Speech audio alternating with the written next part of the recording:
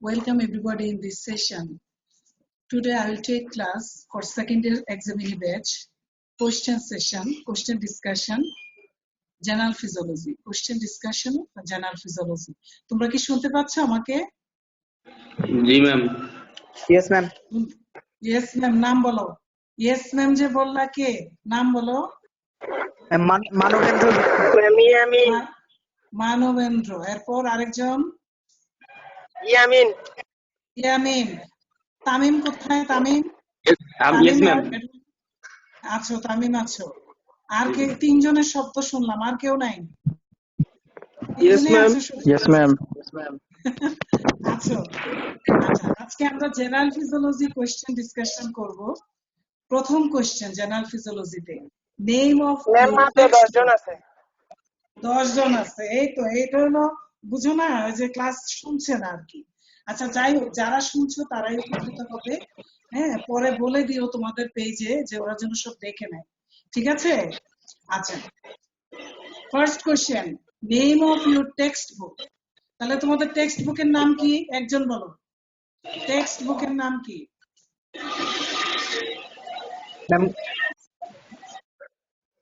Text বুকের নাম Yamin please বলো। A textbook of medical physiology. এ তো না রে, textbook of medical physiology. Author কে? আরে লিখছেন কে সেটা বলো না। Guyton and Hall. এডিশন কততম এডিশন? 7 ম্যাম 14 এডিশন বর্তমানে। কত? 28 14 ম্যাম 14 আমি তো জানি 13th এডিশন চলছে। তোমরা 14th পেলা কোথায়? Madam 13 edition 13 madam. হ্যাঁ, তাহলে 13 এডিশন। তাহলে why you said 14? এই সমস্ত আজে বাজে উত্তর দেওয়া যাবে না। 13th এডিশন, অথর হচ্ছে গাইটন এন্ড হল, বইয়ের নাম হচ্ছে text book of medical physiology. উল্টা পাল্টা করলে প্রথমেই আমি একদম রুম থেকে বের করে দিব। তাহলে be careful about this thing. বইয়ের নাম জানবে না, ফিজিওলজি পাস হবে না। Second question, how many systems in physiology? সব কোশ্চেন গুলি খাতায় লেখো। How many systems in physiology? কয়টা সিস্টেম? তামিম, কয়টা সিস্টেম ফিজিওলজিতে? সিস্টেম কয়টা? কার্ড হচ্ছে 7টা, কিন্তু সিস্টেম কয়টা ফিজিওলজিতে? How many systems involved in physiology, included in physiology? 8 সামনে থাকলে কানটা টেনে ছিঁড়ে ফেলতাম। There are 9 systems in physiology. কি কি? জেনারেল ফিজিওলজি লিখো সাথে সাথে। General physiology, blood, CVS, respiratory physiology, gastrointestinal physiology, renal physiology, endocrinology, reproductive physiology, nervous system and special sense. There are 9 systems in physiology, but there are 7 cards. General physiology and blood in 1 card, GIT and renal 1 card. এই জন্য 7টা card, কিন্তু system কয়টা? 9 systems. এখানে ভুল করা যাবে না। Third question, define physiology, branches of physiology and goal of physiology. Define physiology. Physiology কে কি বলবে? Definition of physiology. It is a science. এই যে দেখেন আমি স্লাইড দিয়েছি। Physiology is the branch of medical science which explain the physical and chemical factors that are responsible for the origin, development and progression of life. Other than that, কোনো definition কিন্তু আমরা মেনে নিব না। এই definition from your textbook Guyton, এটাই তোমাদেরকে বলতে হবে, ঠিক আছে? আচ্ছা, ব্রাঞ্চেস অফ ফিজিওলজি কি কি বলবো আমরা, বলো তো? Viral, bacterial, cellular, cellular and human physiology and many more subdivisions. Very good. goal physiology. Goal of physiology same as definition of physiology. Goal হচ্ছে just definition of physiology same. একটা পড়লেই কিন্তু আরেকটার অ্যানসার পারবে, ঠিক আছে? Definition and goal same thing. Now এরপরের question, next question, what is the importance of physiology? Importance of physiology এটা রিটেনও আসতে পারে, ভাইবা তো আমরা জিজ্ঞেস করতে পারি। জাস্ট দেখে নাও একটু এক নজর। Physiology is the vast discipline in medical science. Medical science vast মানে কি? অনেক বড়। মেডিকেল সায়েন্সের একটা বড় একটা ডিসিপ্লিন হচ্ছে physiology. Number 2, it explains the physical and chemical factors that are responsible for origin, development and progression of life. Number 3, it is concerned with specific characteristics and mechanisms of the human body that make it a living being.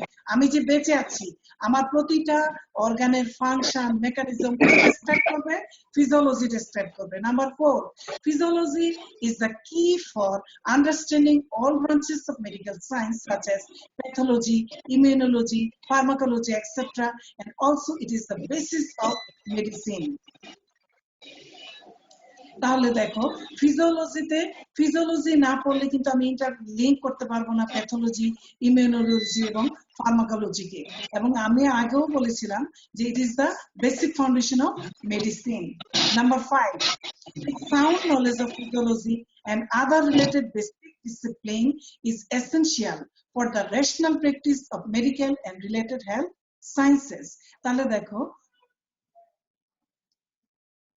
Hello, তোমরা শুনতে পাচ্ছ? Yes, ma'am. জি madam. Yes, ma'am. তাহলে দেখো, যারা physiology ভালো করে পড়বে, আমি বলেছিলাম they will become good doctors. কারণ কি? ফিজিওলজি পড়লে দেখো রেশনাল যে তুমি যে প্র্যাকটিস করবে, clinical practice in your future life, এই ফিজিওলজি নলেজ ছাড়া কিন্তু তুমি পারবে না। তাহলে দেখো, this are the 5 points importance of physiology for written exam, এবং ভাইভাতে দুই একটা বলতে পারলেই পাস হয়ে যাবে। Now next question, what are the primary tissues of the body? এটা হচ্ছে একটা বেসিক কোশ্চেন। কি হচ্ছে muscular tissue, muscle tissue, nervous tissue, epithelial tissue, connective tissue, এগুলো হচ্ছে কি primary tissues of the body. ঠিক আছে? আচ্ছা, next question, composition of human body. এটা আমি পড়িয়েছিলাম, হিউম্যান বডি কম্পোজিশন। তোমাদের বায়োকেমিস্ট্রির সাথে ফিজিওলজি একটু ভেরি করে, 1 to 2% ভেরি করে। মনে আছে তোমাদের কম্পোজিশনটা কি ছিল? In the average 70 KG adult human, water কতটুকু? 60%। প্রোটিন বায়োকেমিস্ট্রিতে কি পড়ছো? 15%, তাই না? বায়োকেমিস্ট্রিতে 15%, কিন্তু আমরা অ্যাকর্ডিং টু জ্ঞানং আমরা বলে থাকি প্রোটিন এন্ড রিলেটেড সাবস্টেন্স হচ্ছে 18%, that's protein 17%, carbohydrate 1%, fat 15%, mineral 7%। বায়োকেমিস্ট্রিতে পড়েছো 8%, কিন্তু ফিজিওলজিটাই বলবে। তাহলে কি কি বলতে হবে? Water 60%, protein 17%, carbohydrate 1%, fat 15%, mineral 7%, total যোগ করে দেখো সামেশন যদি করো total 100%। This is one of my favorite viva question. আমি কিন্তু জিজ্ঞেস করি হিউম্যান বডি কম্পোজিশন কি কি, এটা কিন্তু তোমাদেরকে একদম ঠোঁটস্থ বলতে হবে।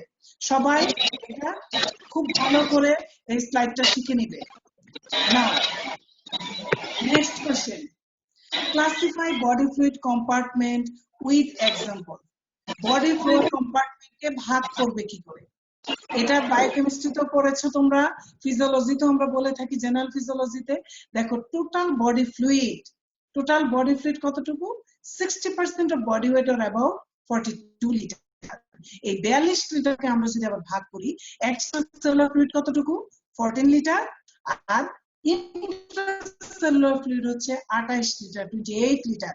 এখানে এমসিকিউ তে যে জিনিসটা আসে, ইসিএফটা টোটাল বডি ওয়াটারের কতটুকু?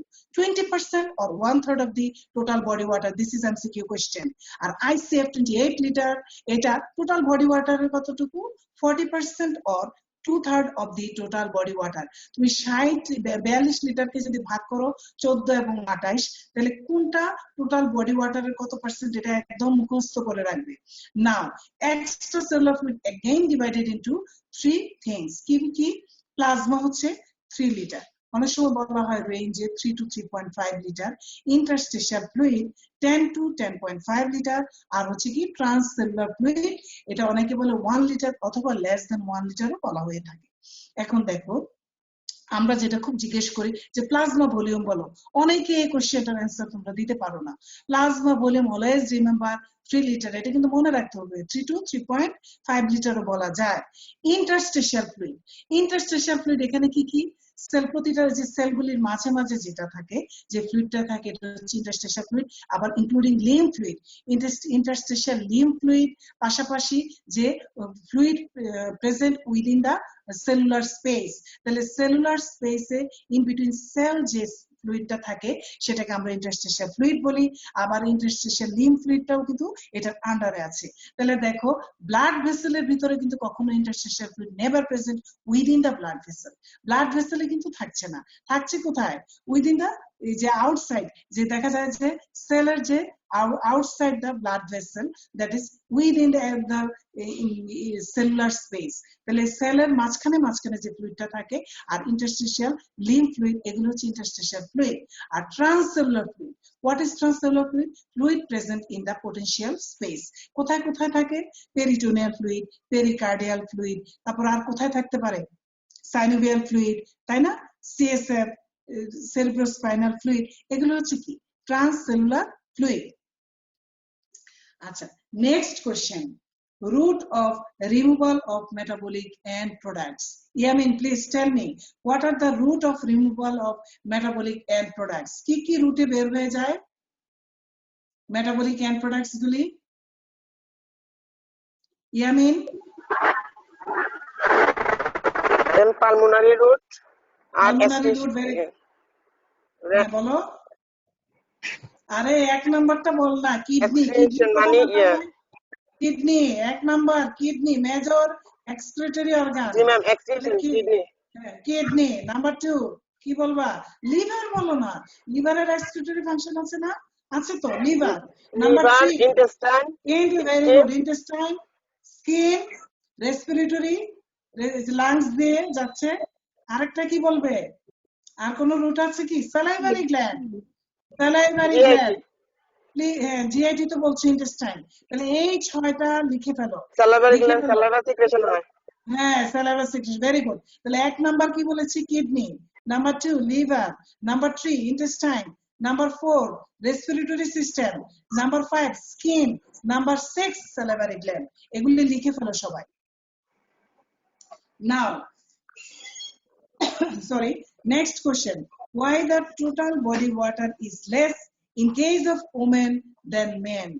ফিমেলদের কেন ওয়াটারটা একটু কম থাকে জানো কি কেউ? sorry, why the total body water is less in case of women than men?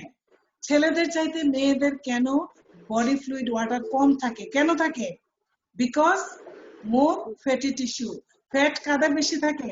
মেয়েদের বেশি। Less body surface area. হ্যাঁ, বেশি ফ্যাট থাকার কারণে মেয়েরা পানি ধরে রাখতে পারে না।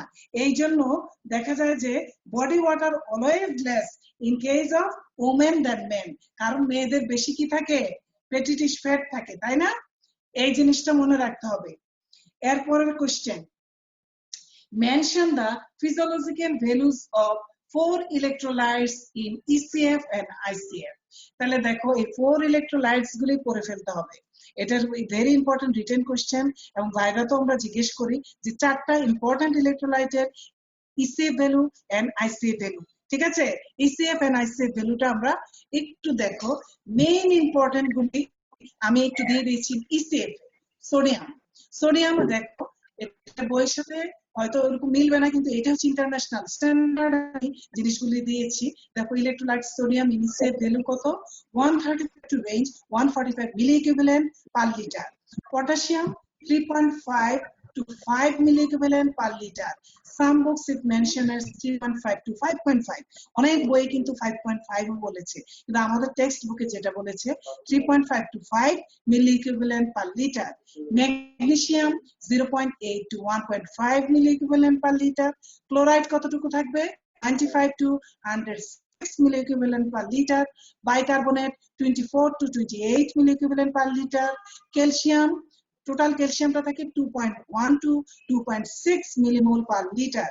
যদি আমি মিলিগ্রামে বলি ক্যালসিয়াম কতটুকু বলবো? আমরা প্যারাথাইরয়েড ফিজিওলজিতে পড়েছি 8.5 to 10.5 মিলিগ্রাম পার ডিএল, মনে আছে? Total calcium level in our body parathyroid gland পড়াতে গিয়ে ডক্টর শামিল ম্যাম পড়িয়েছেন total calcium level in our body মিলিগ্রামে হচ্ছে 8.5 to 10.5 milligram per DL according to pattern. এটাও একটু লিখে রাখো কষ্ট করে। তাহলে এখানে আমি দিয়েছি আইসি একটা পড়তে হবে অ্যাকর্ডিং টু গাইটন। এই গাইটনে আইসি ভ্যালুটা দেওয়া আছে, এই চার্টটা থেকে তোমরা ইম্পর্টেন্ট ইলেকট্রোলাইট গুলি আইসি ভ্যালুটা নিজ দায়িত্বে করে নিতে হবে, ঠিক আছে? নাও আরেকটা কোশ্চেন একটু করতে হবে, সেটা হচ্ছে যে tell the physiological range of oxygen, carbon dioxide, glucose and protein in ESF. তাহলে oxygen, carbon dioxide, glucose and protein, এই চারটা জিনিস এক্সামিনারদের লাইকিংস থাকে। অনেক সময় examiner may ask you like this question, what are the physiological range of oxygen, carbon dioxide, glucose and protein. তাহলে দেখো অক্সিজেন নরমাল রেঞ্জটাই বলা ভালো। এই যে according to textbook 35 to 45 millimetre of mercury. কি বলবে oxygen? 35 to 45 millimetre of mercury. Carbon dioxide কি বলবে? 35 to 45 মিলিমিটার অফ মার্কারি। এখন আসো গ্লুকোজ এখানে বলেছে 75 to 95, কিন্তু ইন্টারন্যাশনালি আমরা বলি 65 to 110 milligram per decilitre. 65 to 110 internationally দেখেছি বিভিন্ন বইয়ে বলেছে 65 থেকে মানে 65 থেকে 110 মিলিগ্রাম পার ডিএল। আচ্ছা, তারপর হচ্ছে কি প্রোটিনটা আমরা আগের স্লাইডে দেখি। প্রোটিন হচ্ছে দেখো এক্সট্রাসেলুলার ফ্লুইডে 2 গ্রাম পার ডেসিলিটার আর ইন্ট্রাসেলুলার ফ্লুইডে হচ্ছে 16 গ্রাম পার ডেসিলিটার। তাহলে এই চারটা জিনিস একটু কষ্ট করে শিখবে, oxygen, carbon dioxide, glucose and protein, ঠিক আছে? আচ্ছা, next question, what do you mean by lethal limit and non lethal limit? অনেক সময় এক্সামিনার এটা জিজ্ঞেস করে থাকে যে তোমরা বুঝো কিনা, what do you mean by lethal limit and non-lethal limit means maximum limits without causing death. That is কোনো একটা জিনিসের ম্যাক্সিমাম যে লিমিটটা কিন্তু তোমার ডেথ করবে না, উইদাউট কজিং ডেথ, সেটা হচ্ছে নন লিথাল লিমিট। কোনো পার্সন এখানে ডেথ হয়ে যাবে না। কিন্তু লিথাল লিমিট কি? যেখান থেকে তুমি পার্সনকে ট্রিটমেন্ট দিয়েও ভালো করতে পারবে না। That is limits beyond which can cause death. Lethal limit যদি ক্রস করে কেউ তাহলে বাঁচানো মুশকিল। যেমন আমরা প্যারাথাইরয়েড গ্ল্যান্ড পড়াতে গিয়ে বলেছিলাম ক্যালসিয়ামের lethal limit 4 milligram per decilitre যদি চলে যায় তাহলে পেশেন্টকে আমরা কি করব না, বাঁচাতে পারবো না। লিথাল লিমিট হচ্ছে ক্যালসিয়ামের 4 মিলিগ্রাম পার ডেসিলিটার। আর নরমাল টোটাল ক্যালসিয়াম লেভেল কত বলেছি? 8.5 to 10.5 মিলিগ্রাম পার ডেসিলিটার। যদি 6 মিলিগ্রাম পার ডেসিলিটারের নিচে নেমে যায় তখন কি ডিজিজ ডেভেলপ করে তামিম? কোন ডিজিজটা হবে? ক্যালসিয়ামের লেভেল যদি 6 মিলিগ্রাম পার ডেসিলিটারের নিচে নেমে যায় তাহলে কি ডেভেলপ করবে? একটা ডিজিজ হয়, কি হয়? প্যারাথাইরয়েড গ্ল্যান্ডে পড়েছো, খুব কমন একটা ডিজিজ। তামিম শুনতে পাচ্ছ? কোন ডিজিজটা হয়?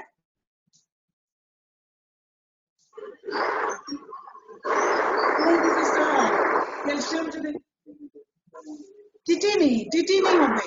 6 milligram per deciliter নিচে নেমে গেলে টিটিনি will develop that time. Now next question, differences between extracellular fluid and intracellular. This is very important written question and also viva question. Differences between extracellular fluid and intracellular fluid. আজকে এক number আইটেমটা নিয়ে কিন্তু আলোচনা করছি। Number 1 এক number আইটেমটা আজকে শুধু আলোচনা করছি, ঠিক আছে?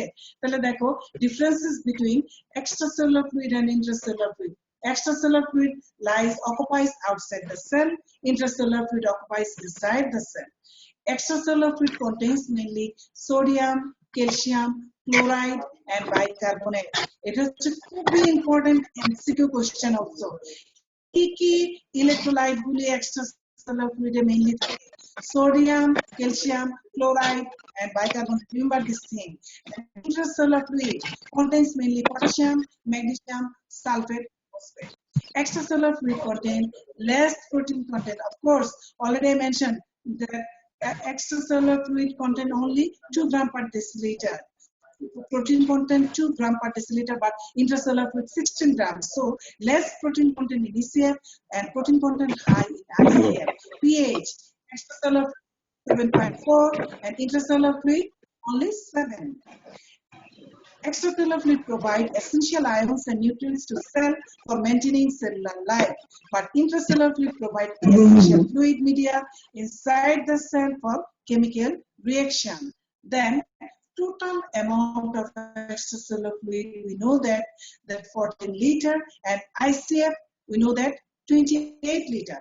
Partial pressure of oxygen in extracellular fluid range বলেছিলাম কি রেঞ্জ একটু বেশি 35 থেকে 45 পর্যন্ত, কিন্তু আমরা এখানে বলেছি 35 মিলিমিটার অফ মার্কারি অথবা মোরও হতে পারে, এর চেয়ে বেশি। আচ্ছা, partial pressure of oxygen ICF এ কিন্তু কম থাকবে, কত 20 millimetre of mercury or less, ঠিক আছে। আর কার্বন ডাইঅক্সাইড দেখো, আমরা যখন বলেছিলাম রেঞ্জে 35 থেকে 45, এখানে কার্বন ডাইঅক্সাইড কিন্তু এক্সট্রাসেলুলার ফ্লুইডে কম থাকবে, 46 মিলিমিটার মার্কারি অর লেস কম থাকবে। আর ICF এ অলওয়েজ ওয়াস্ট ম্যাটেরিয়াল গুলি তৈরি হয় ওয়াস্ট প্রোডাক্ট, তাহলে কার্বন ডাইঅক্সাইড কোথায় বেশি থাকবে? Inside the cell, 50 millimetre of mercury or more. This are the differences between ECF and ICF. Please follow this slide for written and viva exam. Now, next question. What is homeostasis? What do you mean by nearly static condition? Everybody know that what is homeostasis. কে বলতে পারবে? একজন বলো। Ma'am, the term homeostasis, ma'am, is maintains nearly constant condition in the internal environment. Very good. তাহলে nearly constant condition in the internal environment. তাহলে what do you mean by nearly constant condition? Next question. Next viva question. What do you mean by nearly constant condition? আমরা nearly constant condition বলতে কোন condition গুলিকে বুঝবো? কে বলতে পারবে? Ma'am, optimum pH, temperature, acid base balance. Very good. Optimum acid base balance, optimum pH, optimum temperature. কারণ optimum pH, optimum temperature ছাড়া এনজাইমগুলি কাজ করবে না, ঠিক কি না? Optimum acid base balance should be maintained in our body, তারপর optimum blood pressure should be maintained in our body. এগুলি হচ্ছে example of nearly constant condition, এগুলি লিখে রাখো, ঠিক আছে? আচ্ছা, next question. What is internal environment or milieu interior? কোনটাকে আমরা ইন্টারনাল এনভায়রনমেন্ট বলি, কোন ফ্লুইডটাকে বলি? ECF কে ম্যাম, কে বলতে পারবে? ECF কে ম্যাম, কোন ফ্লুইডটাকে আমরা internal environment or milieu interior বলি? Extracellular fluid. ECF ma'am, extracellular fluid. Extracellular ফ্লুইডকে আমরা মিলিও ইন্টেরিয়র বলি। Next question. Who introduced this term milieu interior? কে আবিষ্কার করেছিলেন? Claude Bernard. মিলিও ইন্টেরিয়র, yes, very good. Claude Bernard, in 19th century French physiologist Claude Bernard in 19th century invented this term. এটা হচ্ছে viva question, popular viva question, আমি তো জিজ্ঞেস করবই। আচ্ছা, next question. Why ECF is called internal environment? Why ECF is called internal environment? ECF কেন internal environment বলি? See here, the extracellular is called internal environment of the body or milieu interior because 1/3 of the total body weight is extracellular fluid. বলেছিলাম 14 liter. All the cells in our body lies in this fluid. ECF contains nutrients, ions, and all other substances necessary for the survival of the cell. আচ্ছা, কি কি nutrient এখানে আমি question করি, খুব জিজ্ঞেস করি। Of which nutrients present in ECF? কি কি থাকবে? Glucose, amino acid, fatty acid. Very good. Oxygen, এগুলো হচ্ছে নিউট্রিয়েন্ট। আমি যদি জিজ্ঞেস করি পরীক্ষায় যে নিউট্রিয়েন্ট গুলির নাম বলো, তখন বলবে glucose, fatty acid, amino acid, oxygen, এগুলি। আচ্ছা, নাও ECF also transported, আরো কাজ আছে। কি কাজ করবে? Transport metabolic waste products for excretion through lungs and kidney. সে মেটাবলিক ওয়াস্ট প্রোডাক্ট গুলিকেও ট্রান্সপোর্ট করে দেয়। Thus all cells lives essentially in the same environment. এইটা হচ্ছে রিটেনে যদি লিখতে হয়, এটা লিখবো why ECF is called milieu interior or internal. Why ECF is called the internal environment. This is the answer. Okay, for written and viva, same answer. Now, next question. How homeostasis is maintained in our body? কিভাবে হোমিওস্টেসিসটা maintain হয়? কি control মেকানিজমের মাধ্যমে? Ma'am, positive feedback mechanism, negative feedback mechanism. Yes, very good. Positive feedback mechanism and negative feedback mechanism. Next question হচ্ছে how regulation of body functions are maintained. Regulation of body functions maintained by which mechanism? Next question. Regulation of body function are Negative. maintained by which mechanism? Negative mechanism. No. Negative feedback mechanism. Regulation. Nervous and endocrine function. এগুলি হচ্ছে yes. Who said this? Please tell your name. নাম বলো। Monisha নাম Jamini. বলো। Ma'am, Monisha. Very good. Thank you very much. তাহলে দুইটা regulatory mechanism আছে। এটা according to textbook, nervous regulation and আরেকটা কি বলছো? হরমোনাল, তাই না? হরমোনাল। তাহলে দেখো endocrine and nervous, that is hormonal. Okay, দেখো নার্ভাস সিস্টেম এক কথায় ভাইভাতে কি বলবে? নার্ভাস সিস্টেম রেগুলেট করে কি? Muscular and secretory activities of the body and hormonal endocrine system regulate metabolic function. This is the answer of this question, that regulation of body functions are maintained by which systems? Nervous systems and endocrine system. See here, nervous systems regulate muscular and secretory activities of the body, and hormonal system regulate metabolic functions. Please concentrate here. Always answer these questions like this way. Now, already you say control systems in our body, two control system, negative feedback and positive feedback. Now, what is negative feedback? Example of negative feedback. What is positive feedback? Example of positive feedback. One by one. Negative feedback. Very big definition. Please, if some factor becomes excessive or deficient, a control system consists of a series of changes that return the factor toward a certain mean value, and thus maintaining homeostasis is called negative feedback mechanism. Most control systems of the body act by negative feedback. Example of negative feedback, very important. Please give your concentration here. Example of negative feedback mechanism: blood pressure control system, regulation of carbon dioxide concentration, regulation of acid-base balance, regulation of water and electrolyte balance, temperature regulation, regulation of hormonal balance, regulation of plasma calcium. These are all examples of negative feedback. Now, positive feedback. Definition of positive feedback: if the initiating stimulus causes more of the same, it is called positive feedback mechanism. Positive feedback may be harmful and may be useful. See here, harmful effect. Viva question: what is the name of harmful effect? Vicious cycle. Please study this vicious cycle on self from your textbook, please. Now, useful effects. I am mentioning here useful effects from your textbook. 3 examples: blood coagulation or blood clotting mechanism, childbirth, medical term is parturition, and number 3, generation of nerve signals. These 3 examples from your textbook guidance, and last 3 I have taken from these things from Gannon.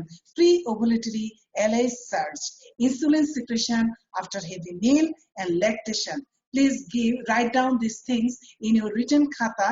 Useful effects of positive feedback if you want to obtain good marks. Now, differences between negative feedback, or compare or contrast negative feedback mechanism and positive feedback mechanism. See here, negative feedback mechanism and positive feedback mechanism, which is things you have to mention here first. Of course, first definition.